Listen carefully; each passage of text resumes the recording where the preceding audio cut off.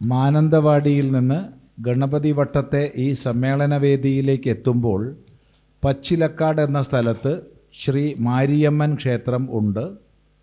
കേളപ്പജിയാൽ സ്ഥാപിതമായ ക്ഷേത്രമാണ്. ആ ക്ഷേത്രത്തിന് 40-ൽ പരം സെൻറ്റ് ഭൂമി ഉണ്ടായിരുന്നത് ഇന്ന് 3 സെൻറ്റിൽ അധികമില്ല. ക്ഷേത്ര സംരക്ഷണ സമിതിയുടെ കീഴിലുള്ള ക്ഷേത്രമാണ്. ഇവിടെ എത്തിയ സംപൂജ്യ സ്വാമിജിമാരുടെ അനുഗ്രഹത്തോടെ ഈ വിഷയത്തിന് പരിഹാരമുണ്ടാകുമെന്ന് കരുതുന്നു. ഈ ധർമ്മ സന്ദേശയാത്ര ഈ വിഷയത്തിൽ ഒരു നാഴികക്കല്ലാകണം. നമ്മുടെ ക്ഷേത്രങ്ങളുടെ ഭൂമി അന്യാധീനപ്പെടുന്ന അവസ്ഥ വളരെ ഗുരുതരമാണ്, ഗൗരവതമമാണ്. അത് കയ്യേറ്റങ്ങളിലൂടെ ഭൂമി നഷ്ടപ്പെട്ടതുണ്ട്.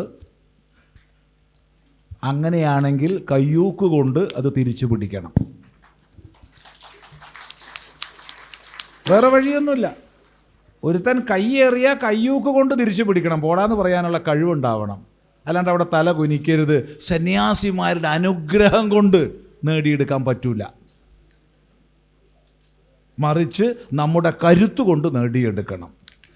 2, പല ക്ഷേത്രഭൂമികളും കൃത്യമായി നികുതി അടയ്ക്കാത്ത കാരണം കൊണ്ട് ഗവൺമെൻറ്റിൻ്റെ രേഖകളിൽ അത് പൊതുസ്ഥലമായി മാറ്റപ്പെടും. അതായത് ഒരു ക്ഷേത്രത്തിന് അവശ്യം വേണ്ട ഭൂമിയുണ്ട്.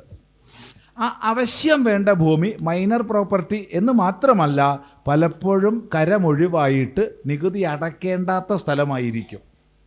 പക്ഷേ ഒരു ക്ഷേത്രത്തിൻ്റെ ഓണർഷിപ്പിലുള്ള മുഴുവൻ ഭൂമിയും കരമൊഴിവല്ല, അതിന് ടാക്സ് അടച്ചിരിക്കണം. പക്ഷേ കമ്മിറ്റിക്കാർ ക്ഷേത്രഭൂമിയാണെന്നും പറഞ്ഞ് ടാക്സ് അടയ്ക്കൂല. എന്ത് സംഭവിക്കും? നമ്മുടെ റവന്യൂ രേഖകളിൽ അത് പൊതു ഇടമായി പുറമ്പോക്കായിട്ട് രേഖപ്പെടുത്തും. നമ്മൾ ഈ റവന്യൂ രേഖകളൊന്നും കാണുകയില്ല. പിന്നീട് കാലമേറെ കഴിഞ്ഞിട്ടാണ് മനസ്സിലാക്കുക, അയ്യോ ഇത് സർക്കാർ പുറമ്പോക്കായല്ലോ എന്ന്. അവിടെ നമ്മുടെ ജാഗ്രത കുറവാണ്. അതുകൊണ്ട് ക്ഷേത്രത്തിൻ്റെ അവശ്യഭൂമി കരം ഒഴിവാക്കിയതാണെങ്കിൽ ടാക്സ് അടയ്ക്കണ്ട, അല്ലാത്തത് മുഴുവൻ ടാക്സ് അടച്ച് നമ്മുടെ ഉടമസ്ഥത ഉറപ്പാക്കണം. ഇത് ഈ ഭൂമിയെ സംബന്ധിച്ച് കേളപ്പജിക്ക് ശേഷം കയ്യേറപ്പെട്ടതാണെന്നാണ് മനസ്സിലാക്കുന്നത്. കാരണം കേളപ്പജി പ്രതിഷ്ഠിച്ചപ്പോൾ 40 സെൻറ്റ് ഉണ്ടായിരുന്നു വെച്ചാൽ, സ്ഥാപിച്ചപ്പോൾ 40 സെൻറ്റ് ഉണ്ടായിരുന്നു, അതിന് ശേഷമാണ് വെച്ചാൽ അതിന് ശേഷം കയ്യേറിയതാണെന്ന് ഉറപ്പായി. അത് നമ്മുടെ കയ്യൂക്ക് കൊണ്ട് തിരിച്ചു പിടിക്കേണ്ടതാണ്. അതുകൊണ്ട് ക്ഷേത്ര സംരക്ഷണ സമിതിയുടെ ഉടമസ്ഥതയിലുള്ളതാണോ? ആണെങ്കിൽ നിങ്ങൾ ഒത്തൊരുമിക്കുക. ആദ്യം നല്ല ഭാഷയിൽ പറയുക. രണ്ടാമതായി കരുത്തിൻ്റെ ഭാഷ കാണിക്കുക. അതിന് സന്യാസിമാരുടെയും ഗൃഹസ്ഥന്മാരുടെയും ബ്രഹ്മചാരിമാരുടെയും ഒക്കെ കൂട്ടായ്മ ഉണ്ടാക്കിയെടുക്കുക. അല്ലാതെ അത് സന്യാസിയുടെ പണിയല്ല. ഞങ്ങൾ ഓരോ ജില്ലയിലുള്ള പ്രശ്നങ്ങൾ കൈകാര്യം ചെയ്യാൻ ഈ മാർഗദർശക മണ്ഡലത്തിൻ്റെ കേന്ദ്രീയ സമിതിക്ക് കഴിയില്ല. അതത് ജില്ലയിലുള്ള സന്യാസിമാരെ കൂടെ ചേർത്ത് ആവശ്യമാണെങ്കിൽ മറ്റ് സംസ്ഥാന തലത്തിലുള്ളവരും വരും എന്ന് വാക്ക് തരുന്നു. അല്ലാതെ പ്രവർത്തിക്കാൻ പറ്റില്ല. അത് നമ്മൾ മുന്നോട്ട് വരണം. അതുകൊണ്ട് കയ്യേറ്റം അനുവദിച്ചുകൂടാ. അതിന് ഒരു ഭാഗത്ത് മാത്രമല്ല കയ്യൂക്ക് വേണ്ടത്, 2 ഭാഗത്തും വേണം. യേ യഥാമാം പ്രപദ്യന്തേ താം തഥൈവ ഭജാമ്യഹം. ആര് എന്നോട് ഏത് രീതിയിലാണോ ഇങ്ങോട്ട് സമീപിക്കുക, അതേ രീതിയിലായിരിക്കും അങ്ങോട്ടും.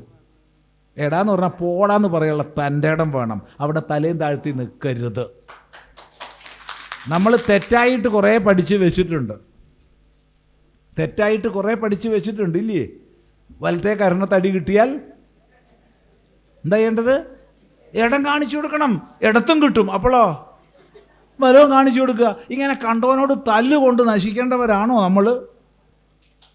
ഉപാസനാബലമുണ്ടെങ്കിൽ, ദിവസം നമഃശിവായ ജപിക്കുന്നുണ്ടെങ്കിൽ, ദിവസം നമോ നാരായണായ ജപിക്കുന്നുണ്ടെങ്കിൽ, ദിവസം ഗണപതയെ ജപിക്കുന്നുണ്ടെങ്കിൽ, ദിവസം മഹാദേവിയെ ജപിക്കുന്നുണ്ടെങ്കിൽ, ഇന്നത് പറയുന്നില്ല, ഏതെങ്കിലും ഒരു മന്ത്രത്തിൻ്റെ ഉപാസന നമ്മൾ ദിവസം ചെയ്യുന്നുണ്ടെങ്കിൽ കണ്ണിന് ശക്തി ഉണ്ടാവും. ഒരുത്തൻ്റെ കൈ നമ്മുടെ നേർക്ക് ഓങ്ങില്ല. ഓങ്ങിയാൽ ആ നോട്ടം കൊണ്ട് അത് താഴ്ത്തിക്കാൻ പറ്റും. ഇല്ലേ, തട്ടി മാറ്റിക്കാൻ കഴിയണം. ദൗർബല്യത്തെ ഉപാസിക്കരുത്. ദൗർബല്യത്തെ ഉപാസിക്കരുത്.